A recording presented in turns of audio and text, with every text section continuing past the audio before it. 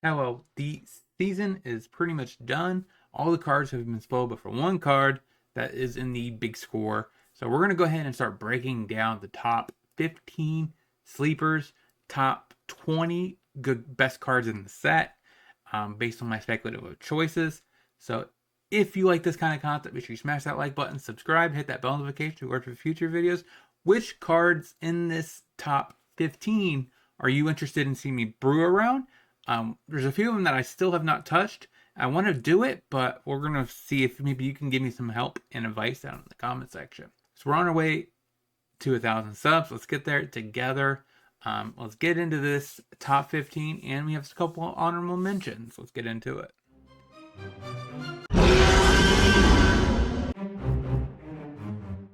So my honorable mentions. We have the unfortunate accident. 1 black. Spree, you may pay 2 in a black to destroy target creature. So basically it's a worse murder, but also black you could pay 1 and you can make a 1/1 red mercenary creature token that the rest of the text doesn't matter on the mercenary token.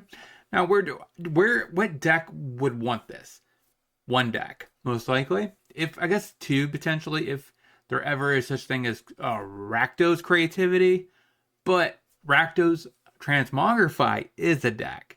And this is basically 2 mana, make a 1/1, which is not that bad. It's not great, but it does have some flexibility where you can kill a creature. And like I said, the 1/1 is why you're playing this card, just because you could, at the end on the end of their turn, make the 1/1 untap Transmogrify and hopefully get your Atroxa. Smuggler's Surprise, 1 green. Spree, you may pay 2 and you can mill 4 cards additional to the green, of course, and you may put 2 creatures in our lands from among the cards milled this way into your hand. We also have it where you can pay 4 and a green, and then you may put 2 creatures from your hand onto the battlefield. So kind of like a twin, or not twin, but Tooth and Nail, which is kind of sweet. I love that kind of effect. It's definitely a great way for green to do some extra stuff. And then also you could pay a 1 on additional cost to make it where your creatures with power 4 or more have hexproof and indestructible. You're playing green, that should be pretty common, right? So overall, I think this card is a reasonable card. I have not yet featured the card in a list, but if there's anything that you think could be sweet with this card, let me know down in the comment section. It has to be something like Atroxa, I guess, or something that keeps you refueling, so that way you can maybe cast a second surprise, get 2 more creatures down. Of course, if they wrath, and of course, instant speed does allow you to play the first one on their end step, untap, attack. So that's pretty powerful. We also have Simulacrum Synthesizer, 2 and a blue. ETB, Scry 2. Whenever another artifact with mana value 3 or greater enters the battlefield under your control, create a 0/0 construct. That gets +1/+1 for each artifact you control.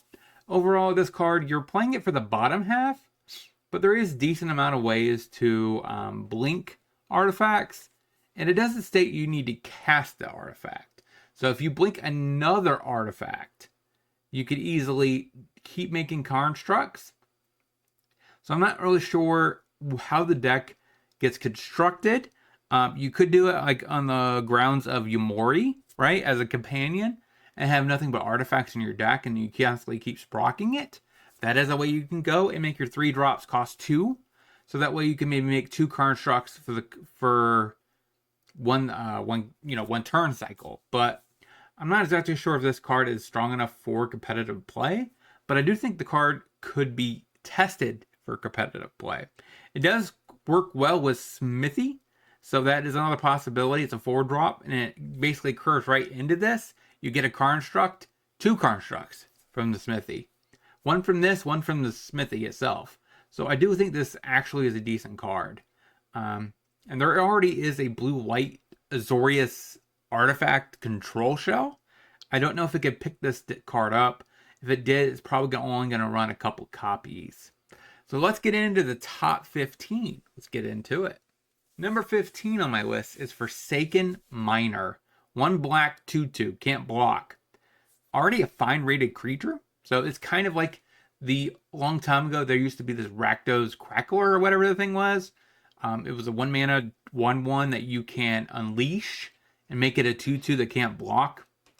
So it's a reasonable card. It's a skeleton and a rogue. I don't know if either one of those creature types will matter. And then, of course, whenever you commit a crime, you may pay a black, and you return this from the graveyard to the battlefield. So that's pretty awesome effect. It's a good sack fodder, and it works quite well with Mayhem Devil, right? Because if you sack this, Mayhem Devil triggers a crime. You may pay another black, bring it back. If you sack it again, you kind of have something going on here. I guess that just literally just popped in my head. Like, technically this does do a lot of damage with Mayhem Devil. I'm not sure. I don't think Rakdos Sacrifice would pick it up. But if you have any other applications, let me know down in the comments. Number 14 on my list is Stingerback Terror. 2 and a red, flying trample. It gets -1/- for each card in your hand. It's a 7/7. And you can plot it for 2 and a red. Plot just means you may pay the 2 and a red. You can't cast it this turn. But any other turn following this one, you may cast it for free. So basically, if you can play this in a Gruul Dragon Shell, turn 1, you elf. Turn 2, you plot. Turn 3, you terror plus play 4-drop. And you have 2 dragons on board. So that's what I'm going to be testing it out this season. But other than that, I think I have another deck with it featuring Teamer aggro. So I'm curious to see how this card does in aggressive shells. Because it is relatively aggressive. But let's get to number 13 on my list. Number 13 is Gerhard, Mirror of the Wilds. Red, green, white. 3/3 haster. You may tap it. Non-token creatures you control have tap. Create a token that's a copy of target token that you control to enter the battlefield this turn. So this plus there is a card that's 2 and a white that whenever a creature ETBs it untaps. So in Pioneer, if you could make some way of making a token, a creature token, ETB, you can start the loop and make infinite copies of that token. That's basically the only application this card could have in the format. Question is there going to be something that breaks it? Because both of them can be found off of Collect a Company. So Collect a Company, I think, is the way to go, or Quarter Calling. But the question, I guess, would be, are you just building a strictly worse Amalia deck? Which is another key reason why I think Amalia should be banned.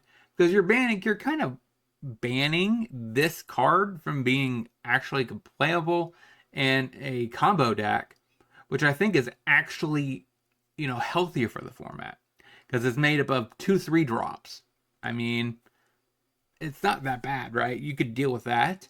You just 2/2 drops is a different story. So I do think this card is a lot harder to get going. And like I said, we only have one card of this. I guess it's the same as Amalia combo. Like, this is the Amalia, and the other card would be the quote-unquote Wild Growth Walker. But, like, they're both 3 drops. So, I don't know. It definitely makes Chord more awkward. If you have any other suggestions on how you could break this card, let me know down in the comment section. It can work, I guess, with Fable, right? Because Fable does make the Goblin token when it flips over. It can make a copy of something on your side. Then this, basically, you can make infinite copies of that. But I'm pretty sure that the tokens this would make from your Fable copy would still sack at the end of the turn. So keep that in mind. So next on my list is Molten Duplication. One in a red. Create a token that's a copy of target artifact or a creature you control, except it's an artifact in addition to other types. It gains haste, sacrifice at the end of your end step. Pretty good card. I don't know what deck wants this. There really hasn't been a deck made that is made to utilize this card.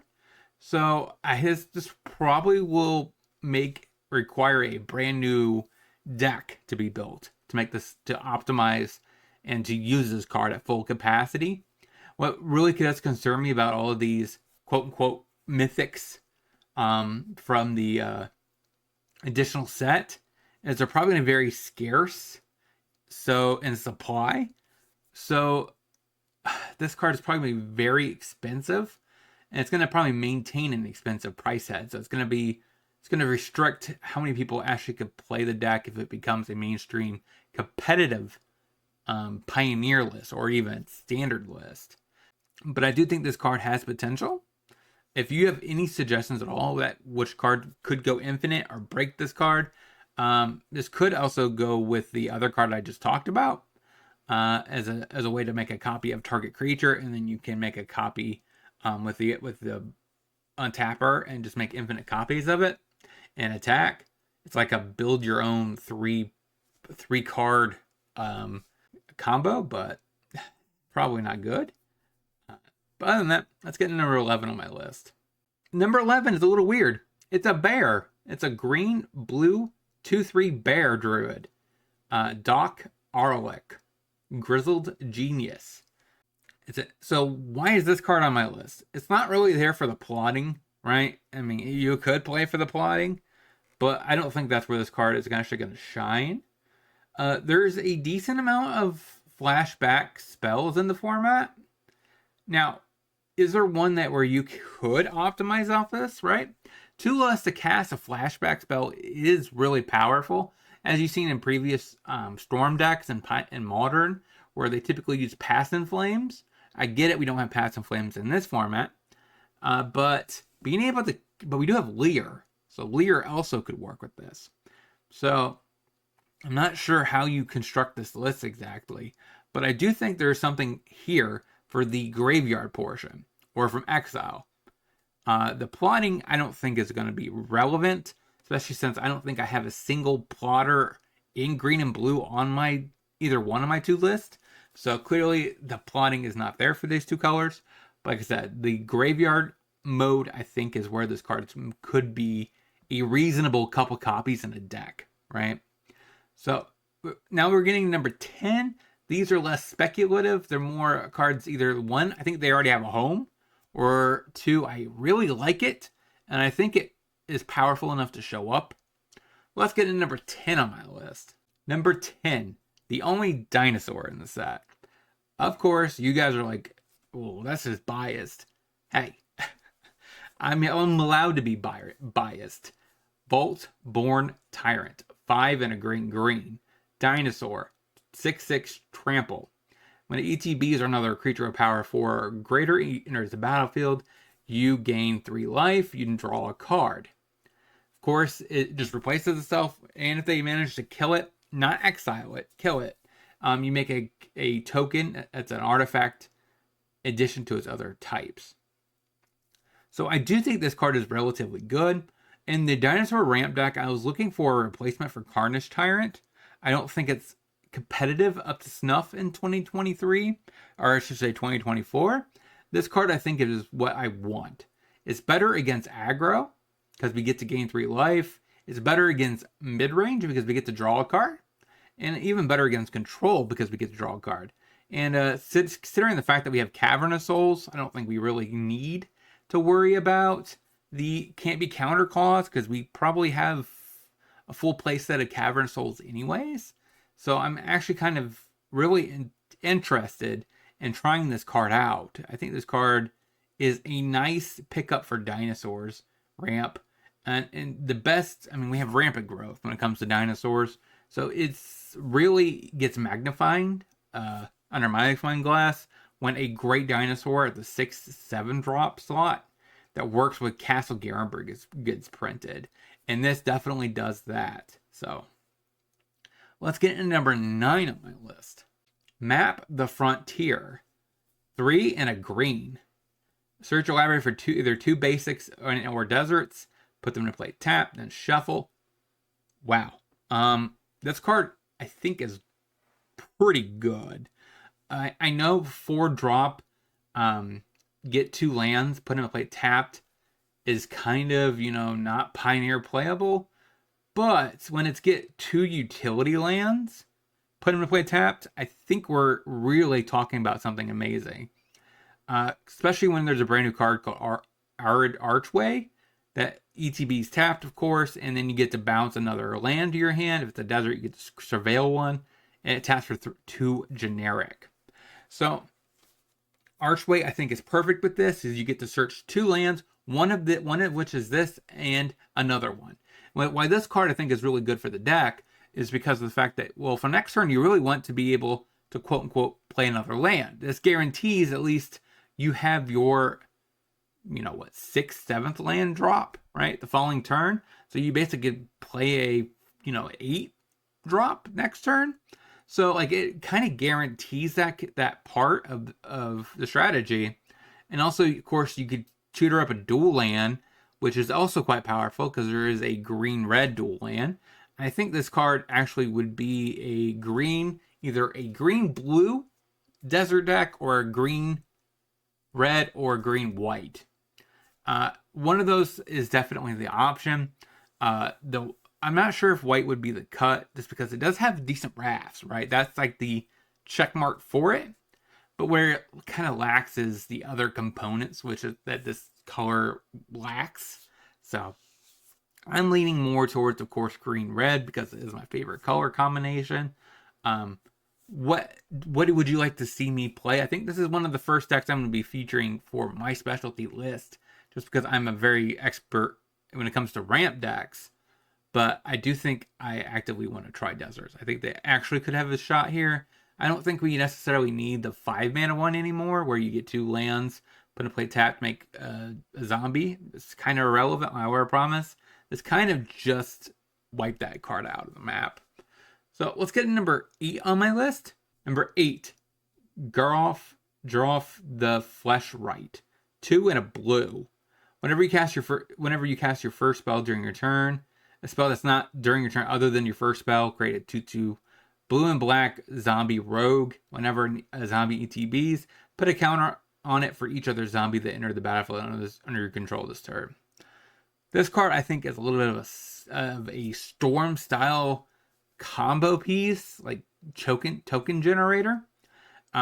We already have Phoenix. I don't necessarily know if Phoenix would want to play this. It does kind of snowball. Is it better than Crackling Drake? Possibly. It doesn't necessarily care about the graveyard, just like Crackles. Also, like, it can go wide, which is a different avenue. Is this better than Young Pyromancer? I think it might be better than a Young Pyromancer, at least for Phoenix purposes. I think this is definitely the best between the two, brother and sister. The other one, of course, Glissa, or whatever Glissa, I don't even have on my list. This card, I think, is a lot better. And I think this card could show up in some sideboards and maybe even construct a deck around it. The only concern, of course, is Arclight Phoenix, right? Because if you're trying to storm off with multiple spells in a turn, is it better to make 3/4 zombies? A 2/2, a 3/3, a 4/4, and a 5/5? Or is it better to make X amount of 3/2 birds? That is more what's up to discussion. This also is a legendary creature, which is a minus negative to it. So let's get into number 7 on my list. Number 7, Collector's Cage.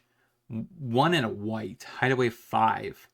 You may tap it, pay 1 and tap it, put a +1/+1 counter on target creature you control. And if you control 3 or more creatures with different powers, you may play the card exiled under hideaway without paying its mana cost. It's not restricted to sorcery speed, duly noted. Also, like, it kind of works with fight rigging, because turn 1 you want to play Elf. Turn 2 you want to play like a 7/6, or you play this. But then again, you won't be able to get another 1-drop. So you probably want to play this on turn 1. You're probably going to end up playing this on turn like 4 or 5, right? Because this card probably comes down and immediately gets activated. It's kind of nice to have backup fight riggings. So I think that's where this card is going to shine. It also could shine in a Selesnya Hardened Scales type of deck. But then again, like I said, this is a mythic from a set that you basically get limited supply of. So I'm kind of worried about the price tag on this card as well. Is this card better than the Ozolith from the last set that gives you not just 1 counter for 2 mana, but also doubles the amount of counters? So this one can be, stashed away and maybe get you a better card later in the game, post Wrath. If you could semi-rebuild, and I think that's pretty sweet, but I'm not sure where this card shines. So let's get number 6 on my list. All the way up here, Intrepid Stable Master. 1 in a green. Human Scout. Reach. Tap for a green. Tap, add 2 mana of 1 color. Spend this mana only cast a mount or a vehicle spell. It's a 2/2. Okay, you're like, well, what is this for? Well, I think the first week of this next season, I'm going to be playing boats. And vehicles cost 2 less, basically, to cast. So this basically guarantees you get Sky Sovereign and Ezekiel's Chariot. So I think this is great for that. That alone, I'm going to test it out and see how this card stacks up. It does die to Bone Crusher, but Bone Crusher's on the dip in seeing constructed play. But I do think this card is actually pretty good. What number for boats? I don't know. And also, can boats, actually make it in the Pioneer format? That I also don't know, because I believe for the most part they have been switching to just a straight Gruul aggro and not really playing Sky Sovereign or the other boats. I mean, Chariot and Smuggler's Copter still sees play, but Boat does not. So I'm going to be trying the version out with Boat, because it does seem pretty sweet to get us down a turn 3, a 6/5 flying boat. So let's get number 5 on my list. Number 5 is Nurturing Pixie. 1 white, 1/1 flyer. When ETBs, you may return a non-fairy, non-land permanent to its controller's hand. If you return a permanent, it comes with a +1/+1 counter. Now, this card I think actually is pretty reasonable. It is a fairy and a rogue, both of which are a relatively important creature types. It is weird that both of them, that this is in white, not black or blue. So that I think is a loss for this card. Now, can this card be good? Probably. I think this card could be relatively decent overall. It's a 1 mana 2/2. It kind of reminds me of the Hawk way back when ETBs you return a artifact to your hand. It's a 2/2, so 1 mana 2/2 flyer. This is kind of relatively similar, except you could return any kind of non-land permanent that's not a fairy. So it kind of makes you want to not play this card in a fairy deck, but a different type of deck. Aggressive beatdown, maybe. But I think this card is reasonable.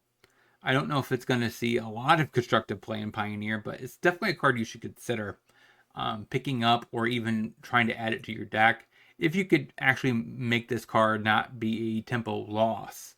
Let's get number 4 on my list. Number 4, Kellen the Kid. Green, white, blue. Flying lifelink, 3/3. Pretty good stats for a creature overall. Whenever you cast a spell from anywhere other than your hand, you may cast a permanent spell with equal mana value or less from your hand without paying its mana cost. If you don't, put a land into play onto the battlefield from your hand. This card is actually pretty decent. My biggest concern, of course, is outside of Brazen Borrower, the white one that kills a creature with 4 or more power.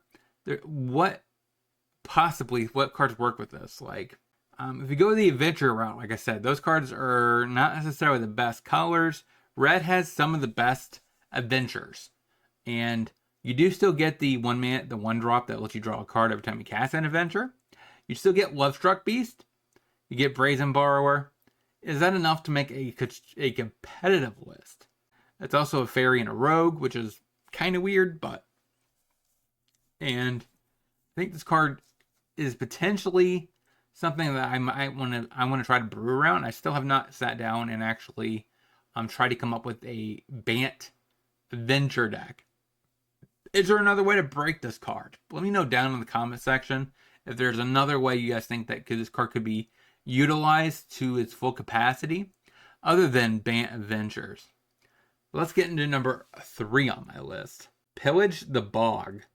Green and a black. Look at the top X cards of your library, where X is twice the number of lands you control. Put one of them in your hand, put the rest in the bottom of your library in a random order.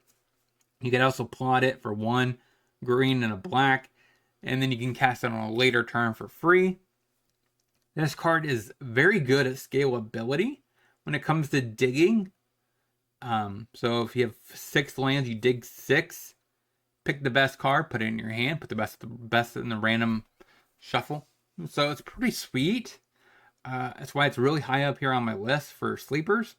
I don't think this is necessarily a card that is highly speculated on. I haven't seen anybody talk about it. But I think the card is really good. Of course, if the card put the other cards in the graveyard, this card would be really talked about, even though it's sorcery speed. But the fact that it does put at the bottom of your library the rest of the cards, I am curious what deck would want this. And is there any deck that actually would want to use the plot cost?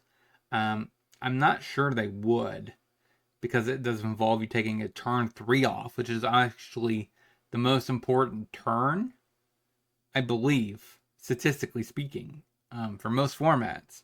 So turn 3 is when when the pendulum swings either on either side of either player, and taking a turn off from that to plot this seems like it might be a problem.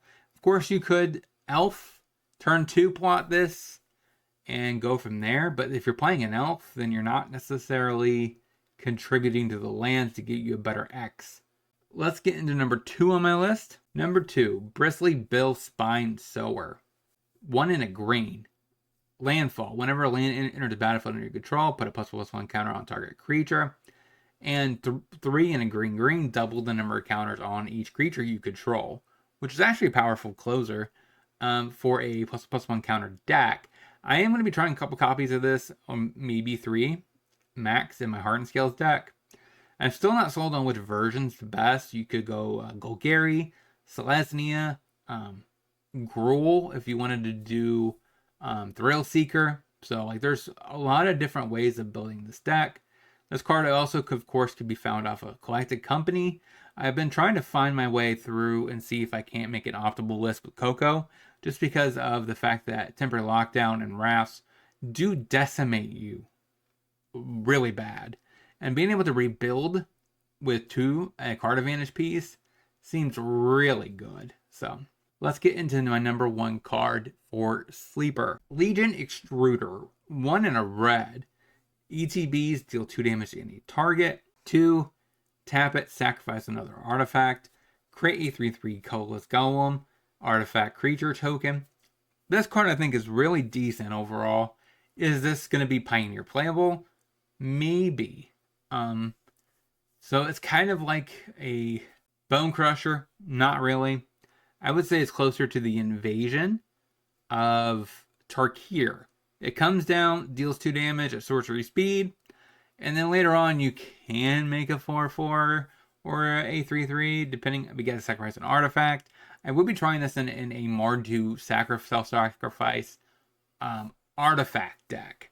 Not the same as like Rakdos Sacrifice, where they traditionally sacrifice cats, stuff like that.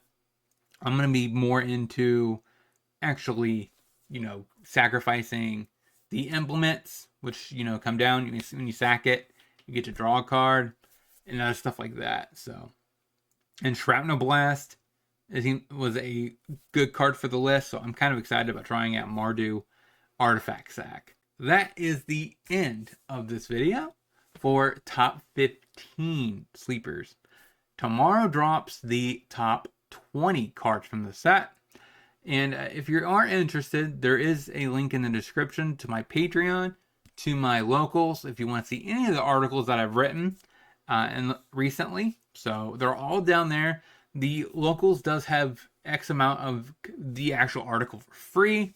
And if you're interested, there is the option where you could pay me $20. I will play your deck through a league, give critiques in an article, and then of course make upgrades into a final product in the article. And that article will be free, available to everyone, because that doesn't necessarily guarantee that you're subscribed to my Patreon or my local. So I want to make sure that you're able to view the article anytime you want. So basically you pay for the article. So if any of those things interest you at all, My description, in the link in the description is also my email and my Discord channel. You can get with me at any point. And until next time, hopefully you guys have a great rest of your day. Talk to you soon.